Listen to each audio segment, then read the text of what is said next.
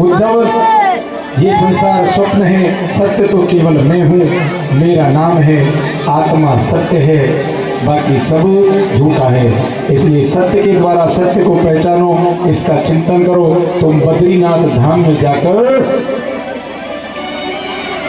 अलकनंदा के दर्शन करके मेरा चिंतन करना, वहां पर ही मैं तुम्हें मिल जाऊंगा। इधर यदुवंशियों की बुद्धि बिगड़ गई, बुद्धि में विकृति आ गई। कहते हैं कि जाको प्रभु दारुण दुख देई, ताकि मती पहले हर ले। यदुवंशियों की बुद्धि ऐसी बिगड़ी है कि कृष्ण बलराम को ही मारने दौड़ पड़े। कन्हैया ने बलराम से कहा, भैया अब तो यही होना है। श्री कृष्ण बलराम वहां से चलकर एक ऊंचे टीले पर चढ़ गए। प्रवास क्षेत्र में लड़ते लड़ते यदुवंशी आ गए। आग्नेय अस्त्र, पाशुपतास्त्र सब समाप्त हो गए, सारे शस्त्र समाप्त हो गए। लेकिन जो लोहे का मूसल यदुवंशियों ने पीस कर समुद्र में फेंका था, उसके चूर्ण से समुद्र के किनारे पर एक एर का नाम की घास उग गई। उसी को उखाड़कर एक दूसरे पर वार करने लगे। उद्धव जी तो बद्रीनाथ जाने की तैयारी में थे, सो बच गए। 99 लाख से ज्यादा जिनकी संख्या थी, वे सब यदुवंशी लड़ते लड़ते समाप्त हो गए। 4-5 ही बच्चे होंगे, बाकी सब समाप्त हो गए। आज बलराम ने भगवान श्री कृष्ण के चरणों को प्रणाम किया और कहा, प्रभु मैं तो आपके चरणों का सेवक हूँ, शेषनाग हूँ। आपके इस श्री कृष्ण चरित्र में मैं आपका बड़ा भ्राता बनकर आया। दूसरे ही पल बलराम जी ने शेष का रूप धारण किया और क्षीर सागर में चले गए। लोहे के मूसल को पीसकर समुद्र में फेंका था, उसका एक टुकड़ा मछली निकल गई। मछली को मारकर उस टुकड़े को एक बहेलिया ने अपने बाण पर रख लिया।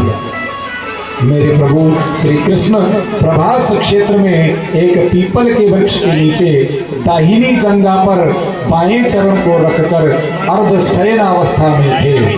बहेलिया उसी वन में घूम रहा था। उसने दूर से ही मेरे गोविंद के तलवा को देखा और हिरण समझकर निशाना साधकर बाण मार दिया।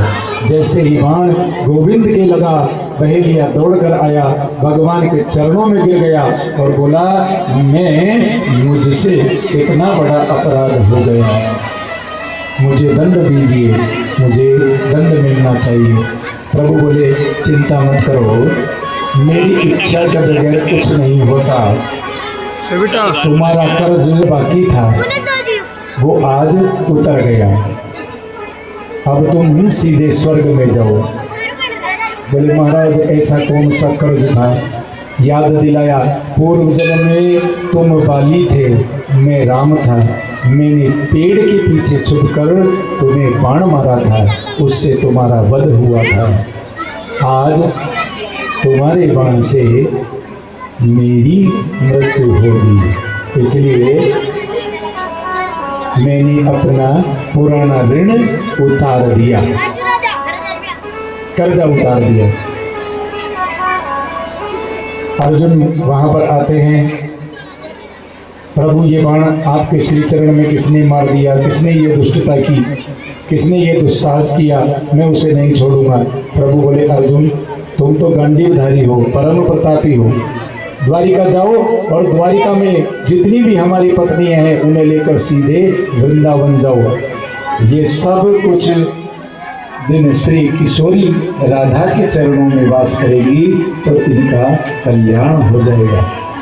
अर्जुन रोते रोते गए, द्वारिका से कृष्ण की पत्नियों को लेकर चले तो मार्ग में स्वयं श्री कृष्ण भील बनकर आए और अर्जुन से अपनी पत्नियों को चुरा कर ले गए। भगवान अर्जुन को ये बताना चाहते हैं कि मेरे बिना तुम्हारा गांडीव भी किसी काम का नहीं है। इतने में ही दारुक नाम का सारथी आया, जिसने जीवन भर मेरे गोविंद का रथ चलाया। कमंडल में जल लेकर आया और कहा, द्वारिकास ये क्या हुआ, आपके श्री चरण में बाण कैसे लगा? प्रभु बोले, दारुक, मैंने तुम्हें कभी अपना साथी नहीं समझा, तुम तो मेरे मित्र हो। भगवान ने कहा, द्वारिका जाओ और 10-5 जो यदुवंशी बचे हैं उन्हें कहो तुरंत द्वारिका छोड़ दें और मथुरा चले जाएं। मेरे अंतर ध्यान होते ही द्वारिका समुद्र में विलीन हो जाएगी। लेकिन दारुक ने कहा, आपको इस परिस्थिति में छोड़कर मैं कैसे जाऊं? प्रभु कहने लगे, मेरा आदेश है। आकाश मंडल में देवता सब खड़े हैं। ब्रह्मा ने कहा, अब देखना है भगवान कहाँ जाते हैं। टकटकी लगाकर देवता देख रहे हैं और उनके देखते देखते गोविंद अंतर ध्यान हो गए। बोले द्वारिकानाथ की जय। भगवान वेदव्यासी कहते हैं, यो वेति भौतिकम रूपम कृष्णस्य परमात्मना सैचैल स्नानम मातरे सर्वस्माद्विज कर्मणा यह शूद्र वद